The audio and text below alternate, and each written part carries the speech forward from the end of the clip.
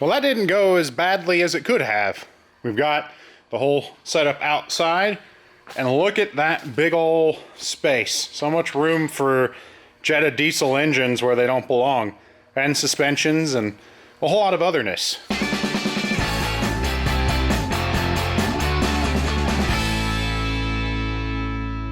Welcome to the shop. I'm Jared, and this is Wrench Every Day. Behind me is the infamous Honda Rousey, our 1985 Honda Accord stretch limousine that myself and a few friends took on the Dust Ball Daredevils, where we had $1,000 to buy, prep, and race a rally car. Unfortunately, we didn't hit the finish line. The trusty Honda engine, while adequate, I guess, for around town, couldn't quite handle the mountains and other rally expenditures like speed. We cracked a cylinder head, and no matter how much we tried to band-aid the poor thing together, it just couldn't go. So the future power plant for Honda Rousey here is a 2002 Jetta TDI diesel, the ALH engine code, with a whole lot of really cool goodies from Darkside Performance. We're going to the 6-speed you could only get in Europe, among other just insane upgrades that a Honda Limo, or really any Honda, should get. A lot of you asked why we're going with a diesel. Why not do a case swap? Why not do something Honda in the Honda? The biggest thing is the weight, the number of people we want to carry, and speeds to travel. The K-Series engines are great. You can make 400 horsepower, but the constant load of 400 horsepower for an entire day, they can prove to not be the most reliable, and we don't want to break down again. We've already done that. We want to finish. So the Jettas, the diesel, the TDIs are able to take that abuse and just keep on going all day long, and it also returns incredibly good fuel economy while doing it, where we'd be slightly limited in the K-Series swap. So our estimates are nearly 400 wheel foot-pounds of torque, which the K-Series just can't do. It's gonna help a lot with this big limo. So today's goal to get prepared for the engine swap is we're actually going to pull all of the front sheet metal, the grill, the hood, and then we're gonna pull the front suspension, engine subframes, everything out of the front of it. So all that'll be left is going to be the basically frame rails and inner fenders, because the way we plan to do the swap is actually graft the Jetta sheet metal, subframe mounts, suspension mounts into the front of the Honda limo. So in order to do that, this needs to get stripped clean. So let's get to work.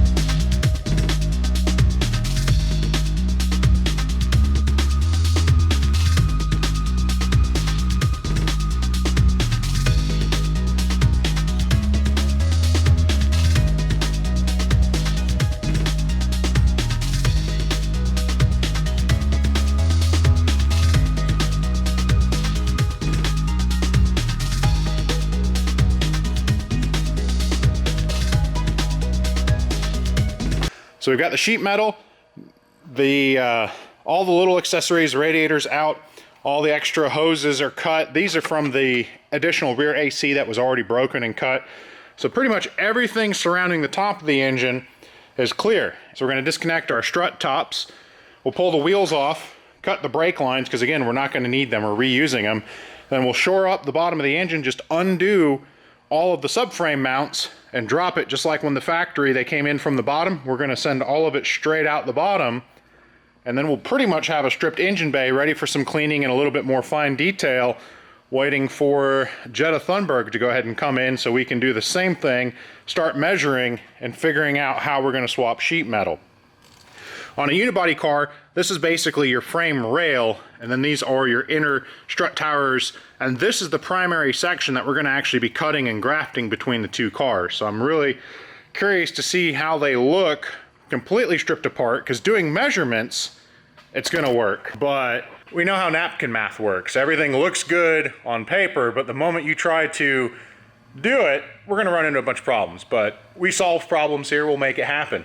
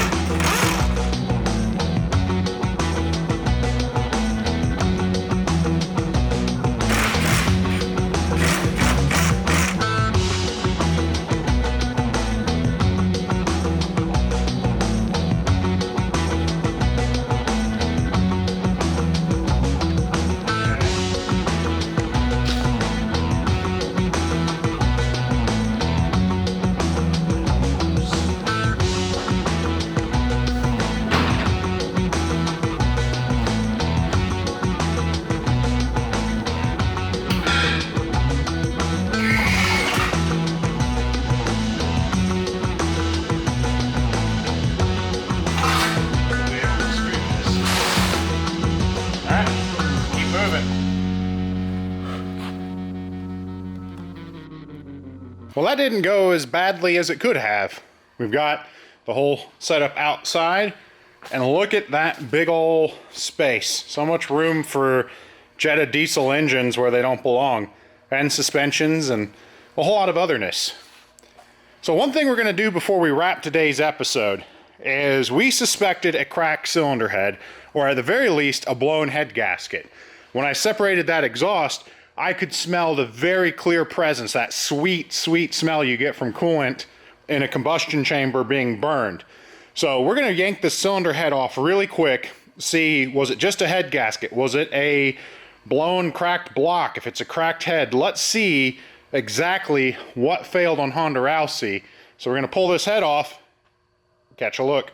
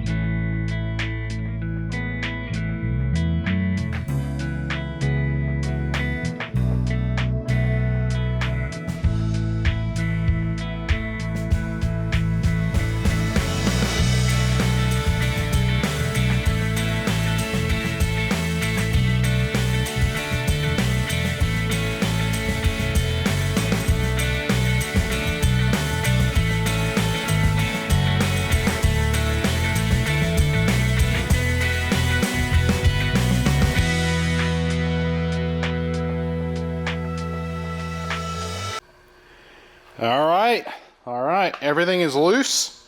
It was lifting itself up just a little bit. The cylinder head bolt still had torque. So we're gonna pick this up, we're gonna set it there, flip it over and see what the blow was. At least it's a nice small one.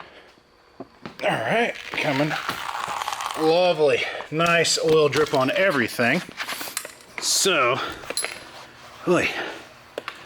let's see what we can see on the bottom of the head. Well, that's definitely a blow right there. You can see as you're kind of tracing around the gasket, it's a fairly consistent color until suddenly right there you get a real clear burn mark. So that is definitely our blow. It may not have cracked the head, but I would not be surprised if we were to actually strip this completely clean and find a crack in it. Good reason not to use head gasket sealer. We were desperate just trying to get this thing together. Look at how much it's just crystallized and blocked all the cooling ports. Not the best idea. Sure, it sometimes works, but Sam, this is what happens when you use head gasket sealer. So let's go over and look at our block. Oh yeah. And there you go. Very, very clearly blown on number one. This is the metal section that would actually press down and form the sealing ring, and that is blown in. So on like Leroy, Garrett's car, Cletus's car, you'll see them talk about blowing out fire rings from horsepower. This wasn't horsepower, it's just failure. So let's see what it looks like.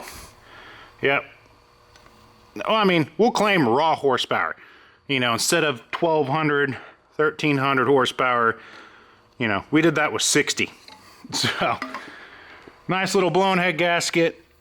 Maybe this block could get cleaned up, put back together, and put back into service, but we're not going to do that. We've got Jetta Thunberg as a donor for this car.